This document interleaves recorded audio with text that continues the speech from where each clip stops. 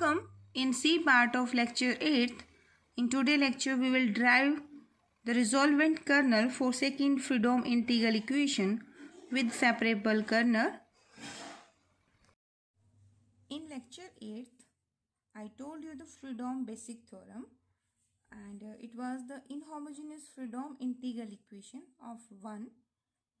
Here the kernel is separable, has one and only one solution that is given by equation number 9. ठीक है, तो ये हमने किया था लेक्चर 8 में. इन today lecture I will drive this 9th condition.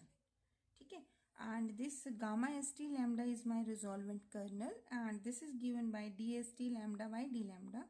In today lecture we also derive the expression for dst lambda. Examination में sometime direct expression आ जाता है कि इसको ड्राइव करो. ठीक है, मैंने ये आपको लेक्चर 8 के ए पार्ट में लिख के दिया था और मैंने यहाँ इक्वेशन 1 लिखी है और यहाँ 9 लिखी है. देखिए जैसे ये आपकी है फ्रीडम बेसिक थ्योरम. कर्नल कैसा है? सेपरेबल कर्नल है. ठीक है, और इनहोमोजेनियस केस है. तो इसके लिए हमें जाना पड़ेगा लेक्चर 7 के. ठीक है, उसमें मैंने इक्वेशन नंबर 8 तक एल्जेब्रिक मेथड किया था और ये कंडीशन ड्राइव की थी AC is equal to F. I am showing this to you. ये लेक्चर 7 के बी पार्ट का 3rd पेज है. ठीक है, और यहाँ इक्वेशन नंबर 8 पर मैं पहुँच गई थी. अभी मैं बताती हूँ कहाँ से स्टार्ट किया था. देखो Fredholm integral equation second kind है ना, तो we started our algebraic method. इसके लिए आप लेक्चर 7 का बी पार्ट 1st पेज है. देखो ये तो ये इक्वेशन वही है जो अपनी फर्स्ट थी आज के केस में. ठीक है, तो ये कर्नल आपका सेपरेबल था तो आप इसको AIS BIT की पुट कर सकते हैं. फिर यहाँ पे C1 C2 की एंट्री की थी हमने. ठीक है, फिर C1 C2 को इक्वेशन में पुट किया था. तो इसके लिए ना एक बार आप लेक्चर 7 का बी पार्ट वॉच करना and reach to equation number 8. यहाँ तक तो सेम करना है आपने. ठीक है, in today lecture I will start with this equation number 8. ठीक है, and then I will drive the condition of resolvent kernel कि one and only one solution के लिए आपका सॉल्यूशन क्या आएगा और RST की वैल्यू क्या आएगी एंड RST DST लैम्डा के साथ कैसे कनेक्टेड होगा. ठीक है, तो this is my equation 8 and there I told कि this system of n equation है एंड इसका डिटर्मिनेंट कोफिशिएंट मैट्रिक्स का ये हमने d लैम्डा ये लिया था. ठीक है, d lambda is nothing but determinant of this coefficient matrix and this is your A matrix, this column is your C matrix and the right hand side is your F. And determinant of the coefficient, this system of equation has the unique solutions when determinant of d lambda is not equal to 0. ठीक है, now to find the one and only one solutions given by the Cramer rule. ठीक है, ये हमने वहाँ किया भी था. d lambda is not equal to 0. तो ये इक्वेशन नंबर 8 मैंने अगेन यहाँ पुट किया. Okay, now to find the C1 and C2 and C3 C of n. तो here I am giving the solution equation 8. अब determinant of this coefficient matrix AC equal to F है and determinant of this one is not equal to 0. ठीक है, non homogeneous case है and determinant not equal to 0 है. तो आप C की value यानी कॉलम मैट्रिक्स कैसे दे सकते हो? Multiply both side by A inverse, क्योंकि determinant of this matrix is not equal to 0 and this is n cross n matrix. तो A इनवर्स कैसे निकालते हैं? Adjoint of this matrix by determinant of this one.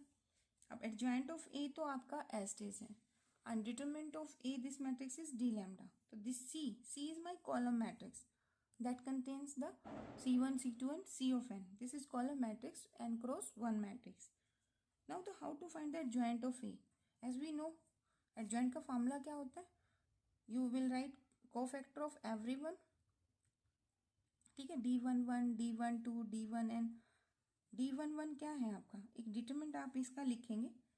ठीक है, column, और उस determinant को जब हम निकालते हैं तो A11 एलिमेंट का कोफैक्टर्स निकाल देंगे. तो cofactor of element, suppose this is my capital A11 element in the determinant. ठीक है, तो ये आंसर क्या देगा? 1 है ना, तो -1 की power I plus j into में ये वाला एलिमेंट 1 माइनस लैम्डा A11 और फिर ये कॉलम और ये रो आप छोड़ देंगे तो ये वाली टर्म बच जाएंगी. यानी कि आपका मल्टीप्लाई बाय डिटरमिनेंट ऑफ कितने ऑर्डर का रह जाएगा, 1 रो और 1 कॉलम आप डिमिनिश कर रहे हैं, तो n-1 रोज और n-1 कॉलम्स, ठीक है। तो this is cofactor corresponding to 1 element, तो I am denoting this is D11, ठीक है। ऐसे D12 first row second column, first row second column, तो इसमें आप ये और ये छोड़ देंगे, ठीक है ना। और इसके कॉरेस्पॉन्डिंग -1 की पावर i+j यानी कि नेगेटिव साइन आएगा, ठीक है। इसके कॉरेस्पॉन्डिंग आप सभी कोफैक्टर्स निकाल लेंगे यहाँ पर, and they are denoted by D11, D12, D1n, ठीक है। ये आपने कोफैक्टर किए होंगे, उसके अकॉर्डिंग करना है। चलिए D11 समझ आ गया। अब एडजॉइंट ऑफ ए क्या है, ये जो जितने कोफैक्टर्स आपने लिखे हैं उनका ट्रांसपोज, तो नेक्स्ट क्या बनेगा, ये रोज आपका क्या बन जाएगा, that is your column, second row is your second column, the nth row is your nth column. तो when you take the transpose of this matrix it gives you, देखिए लेफ्ट हैंड साइड आपकी C की जगह आप क्या लिख सकते हो, column matrix C1 C2 C of n is equal to 1 by determinant of A, determinant क्या ले लिया आपने, D लैम्डा, एंड इस रो का ट्रांसपोज, तो ये रो इस मैट्रिक्स का ट्रांसपोज, तो first row becomes the first column, second rows becomes the second column, and the last row becomes the last column, ठीक है। And the right hand side क्या है आपकी, that is F1 F2 F of n, ये multiply as it is. Now I want to find the value of C1 C2 C3 and C of n। तो what is the value of C1, देखिए ये भी एक matrix है, column matrix, when I multiply this n cross n with n cross 1, the resultant will be a n cross 1 matrix, okay। this is a determinant, this is a number, तो number से multiply 1 by d lambda से every term should be multiply। तो how many terms I obtained here, I will obtain the n terms, ये भी column matrix है, ये भी, तो first element that is my C1, suppose मैंने यहाँ लिखा C1, what is the value of C1, देखिए ये रो आपकी मल्टीप्लाई इस कॉलम से हो जाएगी, तो D11 F1, D21 F2, next यहाँ D31 होगा F3 and so on plus DN1 FN, ठीक है। अब I को फिक्स कर दीजिए, तो ICI is equal to D11 F1, यही बोला ना, तो I1 की जगह I कर दिया एवरीवेयर, तो C1 मिल जाएगा। अगर आपने C2 निकालना है तो क्या होगा, D12 F1, D22 F2, DN plus so on, फिर प्लस DN2 FN। तो similarly I will repeat this process n time, तो here I can give the condition on CI will be given by equation number 12। I hope ये clear होगा, okay. Now देखो आपने question हमने किए थे theory में भी, after calculating C1 C2 C3 क्या करते हैं हम, we put those values in the given equation number 2A ऐसे करके करते हैं। So now my equation is, क्या है आपकी equation 1, GS is equal to F of S plus lambda A to B KST DT and its solution. Next equation number 3 7th lecture में देखना आपने, इसका आंसर क्या लिखा था, GS is equal to FS plus lambda summation I equal to 1 to 1 and CI and CIS पर भी आपकी कंडीशन थी, 7th लेक्चर का B पार्ट देखेंगे ना आपने। CI की वैल्यू क्या है, that is from A to B, ठीक है। तो यहाँ पे BIT, G of T and D of T, ठीक है। तो ये कंडीशन है। अब आपने क्या किया, you calculated the value of CI, now put those values here. तो इक्वेशन नंबर 12 देखो, CI आपने क्या कैलकुलेट किया, दैट इज योर D11, देखो ये GS is equal to F of S plus lambda this summation sign, just use equation 12 in place of CI। तो put the value of CI, what is the value, this is D1I F1 plus D2I F2 and DNI FN, मतलब यहाँ value put करनी है and multiply किसके साथ है, AIS और नीचे है D लैम्डा। अब समीशन साइन बताइए किस पे चल रहा है, समीशन तो I पे है ना, D लैम्डा तो कोई वैल्यू है, you can take this D lambda before this summation sign, ठीक है। तो now take this D lambda outside and this is AIS and D1I F1। अब आपने इक्वेशन इस 7th लेक्चर को आप देखेंगे ना, आपने वहाँ FI की वैल्यू भी निकाली थी। What is the value of FI? Inhomogeneous case था ना, तो F of T BIT A to B and D of T, it is my FI values. ठीक है, तो यहाँ पर अब आपके पास ये F1 है, ये F2 है और ये F1 है। तो what is the value of F1?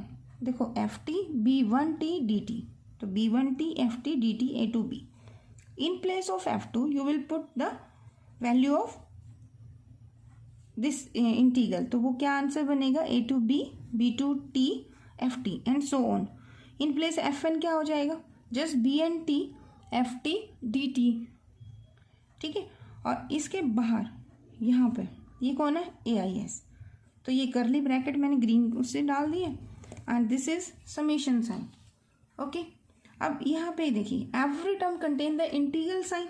This is integral sign, this is integral sign, this is integration, here is FT, here is FT, here is FT। तो you take this integration outside, so GS as it is equal to F of S plus lambda। I'm taking this d lambda as it is because gamma st value मुझे compare करनी है, वो d lambda उससे divide होता है, that's why I am taking this lambda a to b। अब देखो ये इंटीग्रेशन a to b है, ये FT dt, right it outside. ठीक है, ये FT dt मैंने एवरी टर्म में लिख दिया। अब यहाँ देखिए A to B FT dt अगर भाग गया था कौन है? B1I it's gives B1T, D2I B2T plus so on, then plus sign DNI BNT and this bracket, here bracket and this term is AIS here and ये integration मैंने यहाँ कर दिया। तो I am writing this is equation number 13। अब देखिए ये integration A to B है, ये FT dt है, तो जो FT dt का कॉफिशिएंट है this is my resolvent kernel for inhomogeneous Fredholm integral equation of second kind. तो here in place of this one I am writing gamma ST lambda F of T dt। Now compare this expression in the above term, तो gamma ST is this term with including this summation sign whole term, तो I am writing this in equation number 14। ठीक है, तो ये तो आ गया आपका gamma ST। Now what is DST lambda for this? ये एक्चुअली डेरिवेशन में आता है आपका सब्जेक्टिव पेपर में, नेट में CSIR में ये क्वेश्चन नहीं मिला आज तक कभी ना, बट ये आपका theory point of view for ये examination subjective very very important. इसको फ्रीडम बेसिक थ्योरम के उससे भी कंसीडर कर लेते हैं। बिगनिंग है how to find the one and only one solution for inhomogeneous Fredholm integral equation of second kind and when gamma ST is given by equation number 40। Now to find the DST lambda, that is gamma ST lambda is equal to DST lambda by D lambda. ये हमने equation number 9 लिखा हुआ है वहाँ पर ना, तो उसको आप स्टार भी कर सकते हैं क्योंकि वो पहले लिख दिया था लेक्चर डिलीवर करने से पहले। तो आई थिंक 9 इक्वेशन बनेंगे, बट अभी अपनी 14 तक पहुंच गए हम। तो टू ड्राइव दिस वन, तो व्हाट इज DST लैम्डा? तो DST लैम्डा के लिए I am taking here a determinant of n+1 order. ठीक है, तो वो किस तरह से लिखा गया है? एक चीज़ ध्यान से देखिए, अगर ये वाला डिटरमिनेंट आप कंसिडर करें इसके अंदर Y term 1 minus lambda A1 1 minus lambda A1 2, ये आपका D लैम्डा के अंदर जो एलिमेंट है ना, या A मैट्रिक्स के कॉफिशिएंट्स हैं, दे आर हियर। तो ये आपका n क्रॉस n मैट्रिक्स है, तो ये एक रो और एंटर कर दी और ये और एक और एंटर कर दी, तो ये डिटरमिनेंट कितने ऑर्डर का हो गया? That is n+1 into n+1। ठीक है, ये आपका डिटरमिनेंट आपने एक्सपेंड करना है यहाँ पर। तो this determinant value is your DST lambda. तो ए के जो मैट्रिक्स के कॉफिशिएंट्स हैं, एलिमेंट्स जो हैं, वो आप इसके n क्रॉस n यानी कि सेकंड रो में और सेकंड कॉलम से स्टार्ट करेंगे, तो वो तो यहाँ लिखना है। एंड 1 2 एलिमेंट इसका क्या है? A1S। अब A1 से स्टार्ट किया, जाना कहाँ तक है? AN तक। ठीक है, और जो B1 B2 B3 है, they are started from second row first column up to last row first column BNT। और यहाँ पे एलिमेंट लेना है 0 and this is multiply by -1. This is your DST lambda. अब इसे एक्सपेंड करेंगे.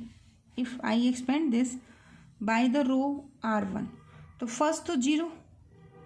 अगर आप ये डिटरमिनेंट एक्सपेंड करते हैं बाय फर्स्ट रो, तो फर्स्ट एलिमेंट तो 0 है. 0 के साथ ये रो और ये कॉलम छोड़ के आप जो डिटरमिनेंट लेंगे that is D lambda.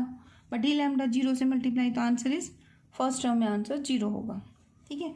Hair is minus, I wrote here. This is my first row second column, तो इट A1S. अब ये कॉलम आप छोड़ देंगे एंड दिस वन आल्सो. तो व्हाट इज लेफ्ट हेयर? तो लेफ्ट में आपका क्या रहेगा? ये पूरा कॉलम आ जाएगा B1T, B2T, BNT. ठीक है. फर्स्ट रो एक्सपेंड कर रहे हो ना, तो ये दिस वन लिविंग क्या कर रहे हो आप इसको, तो बचेगा क्या आपके पास?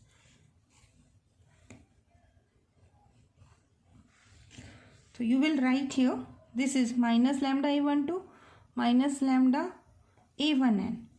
इसी तरह से यहाँ पे B2 होगा. B2 होगा तो यहाँ कौन होगा? 1 माइनस डायगोनल एलिमेंट आ गया ना next to second row second column, तो 1 minus lambda A22 and last is minus lambda A2N and the last row will be BNT minus lambda AN2 1 minus lambda ANN. ठीक है. फिर next क्या आएगा आपका? फर्स्ट रो थर्ड कॉलम, तो positive A2S. अब यहाँ पे ये रो और ये कॉलम आप छोड़ देंगे. ठीक है. तो फर्स्ट कॉलम ये तो फिक्स हो गया सब में. अब नेक्स्ट में क्या करना है? ये और इससे नेक्स्ट और लास्ट वाले. Similarly you will come to the last element ANS. तो -1 की power first row N plus NS ANS हो जाएगा. ठीक है. And then last row first row and last column. तो इससे पहले कौन होगा यहाँ पर? अगर मैं आपसे पूछती हूँ इससे पहले कौन है, तो this is minus lambda A1N-1 है ना. और इससे पहले कौन है? अगर यहाँ पे एलिमेंट की बात की जाए, मैं आपसे पूछ लूँगी यहाँ एलिमेंट कौन है, तो ये लास्ट रो है, तो यानी कि माइनस लैम्डा है, A है, लास्ट रो है और एक कम कॉलम है यानी N-1. ठीक है. तो I am writing this one here. अब आपने ये डिटरमिनेंट एक्सपेंड करने, तो expand each determinant by the column first. अगर मैं फर्स्ट कॉलम से, देखिए फर्स्ट को ही देख लीजिए 1 मिनट के लिए. माइनस ये माइनस इससे मल्टीप्लाई प्लस A1S. अब इस डिटरमिनेंट को अगर आप एक्सपेंड करते हैं बाय फर्स्ट कॉलम, तो B1T बाहर आएगा. अब ये रो और ये कॉलम छोड़ देंगे आप, तो what you obtained here? This one. This is nothing but D11. ठीक है. इसी तरह से फिर ये B2T आएगा माइनस साइन के साथ, ये रो ये कॉलम. तो आप इसे एक्सपेंड करेंगे तो यू विल ऑब्टेन, जो फर्स्ट कॉलम आपका बनेगा, देखो ना D11 की वैल्यू वही बनेगी जो हमने लास्ट स्टार्टिंग में मैंने आपको एडजॉइंट के साइड में लिख के दिखाया था कोफैक्टर की टर्म में. ठीक है. तो अगर आप इसे एक्सपेंड करेंगे तो यू विल ऑब्टेन A1S, या I की जगह A1 होगा, यहाँ होगा D11 B1T. फिर आप B2T से गुना कर दोगे, तो B2T के साथ कौन आएगा? D21. लास्ट इज BNT और DN1 हो जाएगा. ठीक है. तो ये आपका एक्सपेंशन ऑफ फर्स्ट कॉलम से मिलेगा. सिमिलरली फॉर सेकंड कॉलम, तो यहाँ बाहर कौन है? A2S होगा. हर टर्म में B1 B2 B3 B1 ऐसे मिलेगा. अब इसका जब आप डिटरमिनेंट एक्सपेंड करेंगे तो यू विल ऑब्टेन D12. ठीक है. D22 and DN2. इसी तरह से लास्ट कॉलम पे आप पहुंच जाएंगे तो I की वैल्यू क्या हो जाएगी? N. D1N B1 plus D2N B2T DNN BNT ANS. ये ANS बाहर आ जाएगा. तो I obtain DST lambda by this expression. ठीक है. Now use this in equation number 14. 14 क्या था? Gamma ST lambda that is equal to DST lambda. तो DST lambda की ये वैल्यू थी वहाँ पर, तो गामा ST की एक्सप्रेशन DST lambda से इक्वेशन नंबर 16 से आपने ड्राइव कर दिया. ठीक है.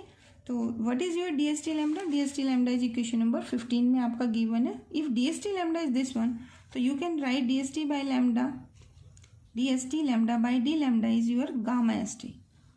Okay, so in today's lecture you derive the relation between gamma st and dst lambda, and also giving the one and only one solution for Freedom inhomogeneous equation of second kind. Thank you so much for watching.